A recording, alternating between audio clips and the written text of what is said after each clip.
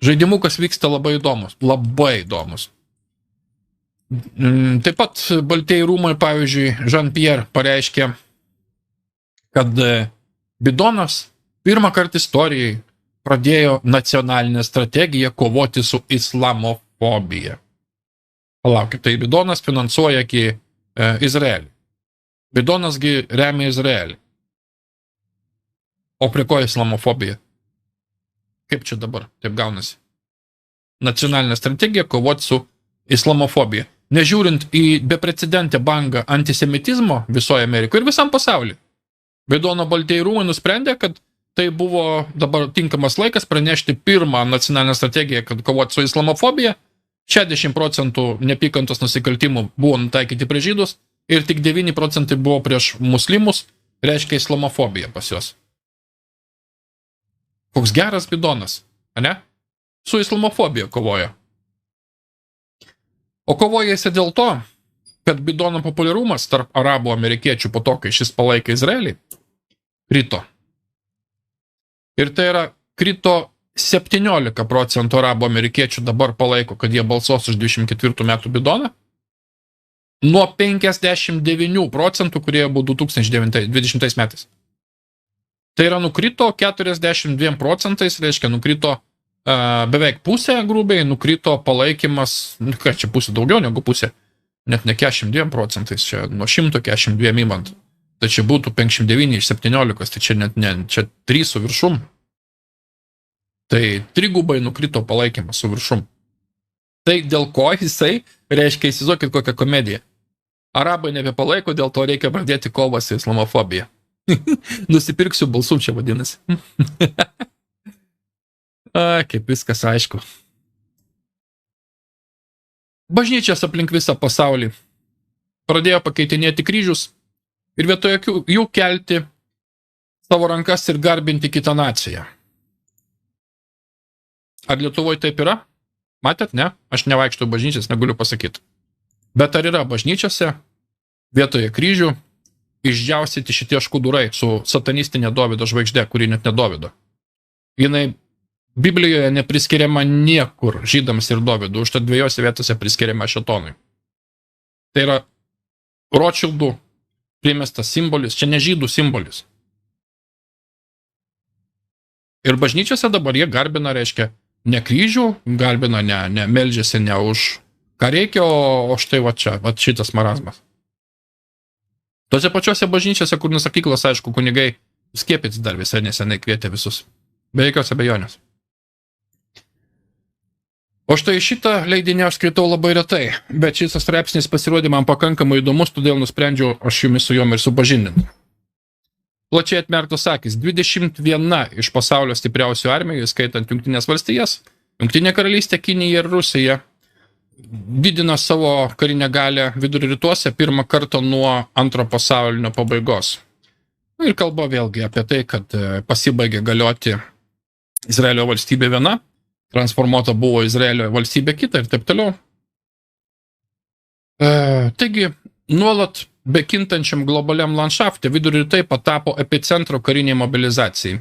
Kai mes stojame ant slenksčio beprecedenčių įvykių, yra labai svarbu suprasti besivystančią realybę ir matyti už uždangos. Atsibundantis milžinai. Labai kruopščiai paklausykite. Tai nėra kino scenarius arba scena iš distopinės novelės. Tai yra realybė mūsų laikų. Ir tai yra kur vienas sentimentas, kurį aš norėčiau, kad jūs pasimintumėte iš šis straipsnių, yra šis. Dabar yra laikas turėti atviras plačiai akis ir matyti dalykus iš tikrosios perspektyvos. Prieš jums šokant prie išvadų, leiskit jums paaiškinti. Tai nėra pabandymas pagazdinti. Tačiau tam tikros tiesos yra tokios stiprios, kad jų vien tik paminėjimas gali nusiųsti šiurpulius per jūsų stuburą. Beprecedentis susirinkimas. Pirmą kartą nuo antro pasaulinio karo pabaigos 21 iš pasaulio galingiausių armijų, įskaitant iš Jungtinių valstijų, UK, Kinijos ir Rusijos, susirinko artimuosios rytuose. Šis regionas istoriškai yra Cauldron, tai čia toksai katilas geopolitinės įtampos. Ir yra liudininkas beprecedenčių, be paralelių susirinkimų, reiškia, karinių galių. kasgi galėtų sukelti tokį masyvų susirinkimą. Tai yra slenkantis smėliai, BRICS ir Jungtinės valstijos. Finansinė realybė nėra atspari šitiems bangavimas taip pat. Pradedant nuo šiandien, Jungtinių valstijų doleris nebebus naudojamas naftos prekybai BRICS-e. Tai neskamba kaip daug, bet tai žymi labai stiprų pokrypį globalios ekonomikos dinamikoje. Enigmatinė situacija būtent JETSROS L. Pabandykim pakalbėti apie JETSRA L. Kaip pagal kai kuriuos šaltinius, visa Jungtinių valstijų vyriausybė šiandieną yra JETSRA L, siūlanti pilną karinį palaikymą prieš 30 000 Hamaso kovotojo mažiukiam regione pavadintam Gaza. Nerima kelia pastebėjimas, kad Gaza buvo apsėsti per paskutinius 17 metų. Tačiau yra posūkis. Jungtinės valstijos, kaip pranešama, svyruoja ant vyriausybinio atjungimo ribos vos už 17 dienų. Taigi, kodėl šitoks staigus, greitas finansinis pasiryžimas JETSRA L? Tai reiškia, tai simbolizuoja kvestionuojamą sprendimą. Ypatingai, kai tai prieina prie potencialių sumenkinimo savo pačių piliečių ir valdymo. Vėlgi, tai yra naujas, kaip sakant, valstybės Izraelio registracijos reikalas. Jeigu viršuje išdėstyti faktai nesujudina jūsų proto, tai užtikrintai sujudins. JETSRA L tariamai yra kompanija registruota UK. JETSRA L tai yra Izraelis. Izrael, JETSRA L, tai čia taip parašyta, ar ne? Ir jos kontraktas baigėsi šiandien. Šis pareiškimas nėra labai lengvai pasakomas. Patikrinkit UK vyriausybinį websaitą ir dėlionės dalis pradės susidėlioti. Galimai štai kodėl neseni pranešimai indikavo, kad Kinija pašalino JETSRA L iš savo navigacijos žemėlapių, kitaip sakant, Izraelį. Pabandyti rasti JETSRA L navigacijos aplikacijose nedavė jokių rezultatų ir tai buvo patvirtinta. Taigi klausimas kiekvieno lūpose, kas bus toliau? Su tokiu masyviu susirinkimu armijų, kas nors gali tik tai galvoti, kasgi čia bręsta. Užtikrinai šitos karinės pajėgos nesusirinko į vidurio rytus, tiesiog taip pasikalbėti. Lapkritis atneš tai, ką jis atneš. Ir kol visas pasaulis žiūrės užlaikęs su kvėpavimą, atsiminkite tai. Nėra laikas panikuoti, yra laikas pamastyti, yra laikas būti žmonėm, yra laikas ištiesti pagalbos ranką žmonijai. Šiais neužtikrintais laikais mūsų geriausias pasirinkimas ir šansas išgyventi yra išlikti tikrai žmonėm, empatizuoti, suprasti ir būti vieningiems.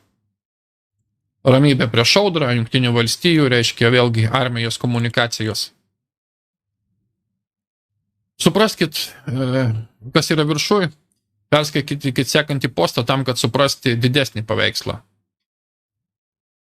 Norit labiau suprasti, kas per chaosas pasaulį darot? Norit pamažinoti tiesą? Skaitykit. Taigi žvilgsnis. Jungtinės valstijos yra ant kolapso slenksčio. Ekonomika žlunga. Skola už rekordinių aukštumų.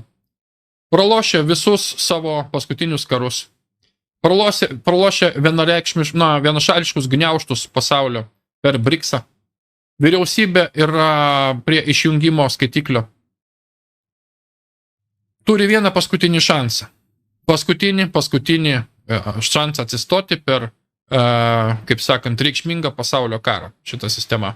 Jiems reikia pasaulinio karo. JETSRA L arba Izraelis. Užbaigė 75 metus kruvinos okupacijos. Turi pačią ekstremaliausią vyriausybę per savo 75 metų istoriją. Įkūrė taip vadinamą Red Heifer. Planuoja sunaikinti Al-Qasą Moską tam, kad pastatyti savo taip vadinamą trečiąją šventyklą. Jiems reikia šito karo.